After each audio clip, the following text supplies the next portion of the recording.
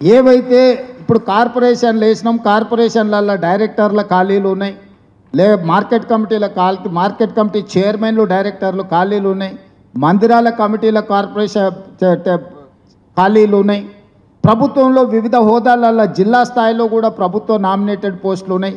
ఇవే కదా మనం కార్యకర్తలకు ఇవ్వాల్సింది.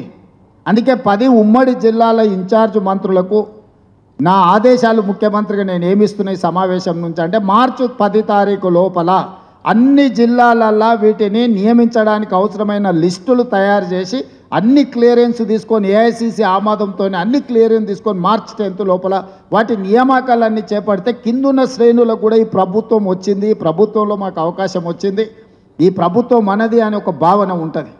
అదేవిధంగా రాబోయే స్థానిక సంస్థలల్లో రేపు ఎన్నికలను ఎట్లా ఎదుర్కోవాలి, ఆ పరిస్థితులు ఏంది, అక్కడ శ్రేణులను సమన్వయం చేసుకోవడానికి అవసరమైన వాళ్ళు వార్డు మెంబర్లు కావచ్చు, సర్పంచులు కావచ్చు, ఎంపీటీసీలు కావచ్చు, జడ్పీటీసీలు కావచ్చు, జిల్లా పరిషత్ చైర్మన్లు కావచ్చు, ఈ హోదాలలో కూడా ఎవరెవరైతే అవకాశాలు రానోళ్ళు ఉన్నారో వాళ్ళందరికీ అవకాశాలు ఇచ్చే బాధ్యత పార్టీ తీసుకుంటుంది. ఏఐసిసి ఇన్ఛార్జ్ మీనాక్షి నటరాజన్ గారు తీసుకుంటారు.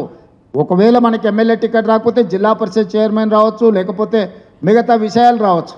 అదేవిధంగా మనం నామినేటెడ్ పదవులు తీసుకుందాం. 2 రాజ్యసభ మనం నామినేట్ చేసినాం. అనుభవజ్ఞులైన రేణుకా చౌదరి గారిని ఏఐసిసి గారు రేపు మేడం సోనియా గాంధీ గారు రాజ్యసభలకు వెళ్తున్నారు కాబట్టి అక్కడ ఒక టీం ఉండాలని చెప్పి వారిని రాజ్యసభలకు వారి అనుభవం దృష్ట్యా వారిని సోనియా గాంధీ గారి సూచన మేరకు వారిని మనం రాజ్యసభలకు తీసుకున్నాం.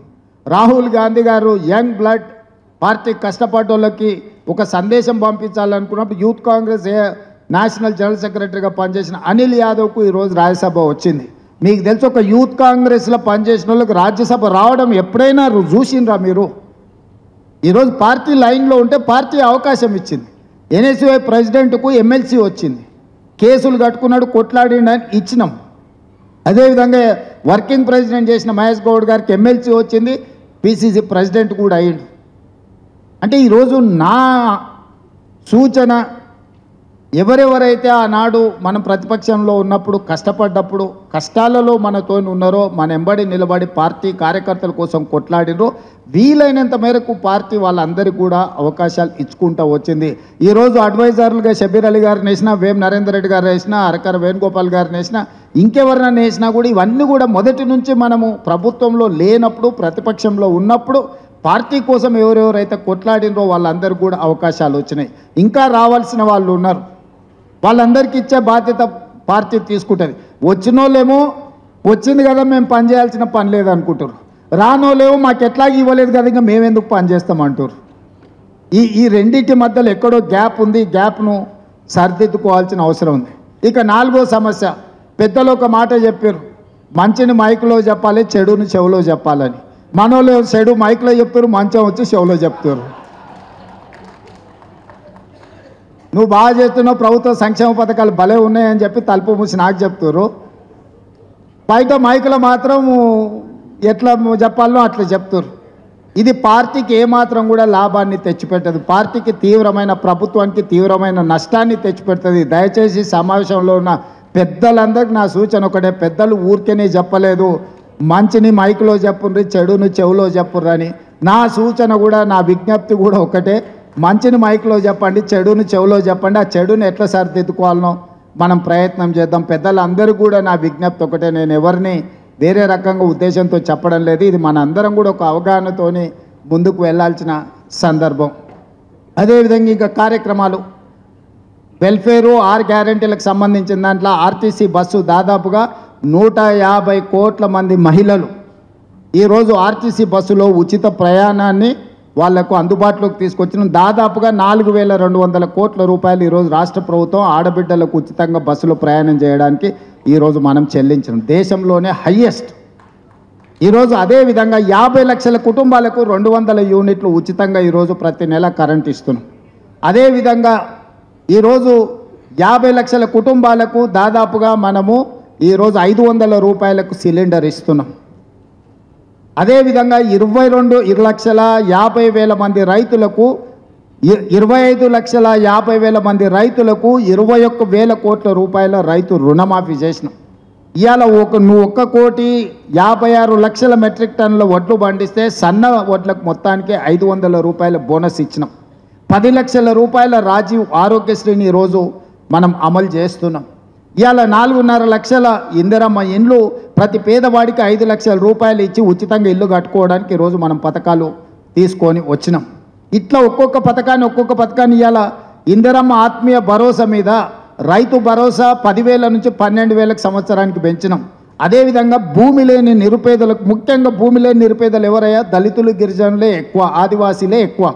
ఇవాళ వాళ్ళకు భూమి లేనందుకు వాళ్ళకు ప్రభుత్వం ఏమి ఇవ్వడం లేదని పాదయాత్ర సందర్భంగా మన దృష్టికి తెస్తే ప్రతి పేదవాడికి సంవత్సరానికి ప్రతి కుటుంబానికి 12,000 రూపాయలు ఇందిరమ్మ ఆత్మీయ భరోసాలో ఈరోజు ఆ కుటుంబాలకు ఒక భరోసా ఇచ్చే కార్యక్రమాలు తీసుకున్నాం. అదేవిధంగా ఈ దేశంలోనే నేను ఛాలెంజ్ చేస్తున్నా, మొదటి సంవత్సరంలో 55,163 ప్రభుత్వ ఉద్యోగాలు ఇచ్చిన ఏ రాష్ట్రం లేదు. స్వతంత్రం వచ్చినప్పటి నుంచి ఈ రోజు వరకు తెలంగాణ రాష్ట్రం అన్ని ప్రభుత్వ ఉద్యోగాలు ఇచ్చింది. మన సక్సెస్ స్టోరీస్ ఎన్నున్నాయనంటే మనం ఎంత చెప్పుకున్నా కూడా తరగనంత సక్సెస్ స్టోరీ ఉంది. కానీ మనం ఎవరు మన సక్సెస్ స్టోరీని చెప్పుకోవడానికి, మన సక్సెస్ స్టోరీని మనం ఎంజాయ్ చేయడానికి మనం ఆలోచన చేయడం లేదు. ఇవాళ కులగణన నేను అడుగుతున్న, ఈరోజు పెద్దలు వి హనుమంతరావు గారు ఉన్నారు, వాళ్ళు అప్పుడు యూనివర్సిటీలలో రిజర్వేషన్ లేకపోతే బీసీ రిజర్వేషన్ సోనియా గాంధీ గారితో అడిగి కొట్లాడించి పెట్టించాను.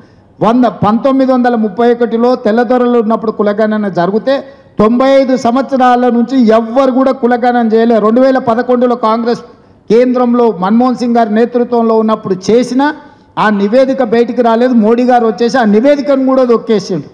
అంటే 95 ఏళ్ళు ఈ దేశంలో కులగణన జరగలేదు.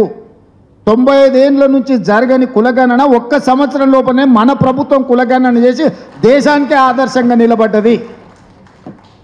100% transparent, 100% accurate with details self declared data we have collected.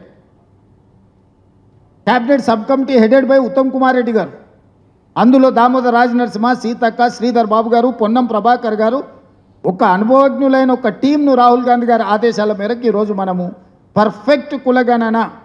ఈరోజు ఎవ్వరు కూడా ఎక్కడ ఛాలెంజ్ చేస్తలేరు, మైకుల ముందు ఛాలెంజ్ చేస్తారు, ఇది తప్పు ఉందా, అది తప్పు ఉందని. ఎందుకంటే మన ప్రాసెస్ 100% కరెక్ట్ ఉంది కాబట్టి కోర్ట్ ఆఫ్ లా ముందు కానీ ఇంకో దగ్గర కానీ ఎవరు ఛాలెంజ్ చేస్తలేరు దీన్ని. ఇవాళ పెద్ద ప్రొఫెసర్ కంచ ఐలయ్య గారు సాక్షిలో ఒక పెద్ద ఆర్టికల్ రాసిండు మనం చేసిన కులగణన మీద. ఆయన సోషల్ సైంటిస్ట్ ప్రొఫెసర్ కంచ ఐలయ్య గారు ఈరోజు సాక్షిలో ఒక పెద్ద ఆర్టికల్ రాసిండు, అభినందించుకుంటా. ఆయన ఎవరు నన్ను తీసుకు ఒప్పుకునేవాడు కాదు, మీకు అందరికీ తెలుసు కదా. కంచ ఐలయ్య అంటే ఈజ్ ఎ బిగ్ క్రిటిక్. అట్లాంటి క్రిటిక్ కూడా ఈరోజు మన ప్రభుత్వాన్ని, మన కులగణని అప్రిషియేట్ చేసుకుంటూ ఒక ఆర్టికల్ రాసిండంటే మన నాయకులకు ఎంత బలం ఇది, మన నాయకులు ఎంత పేటెంట్ కింద దీన్ని ముందుకు తీసుకెళ్ళాలి.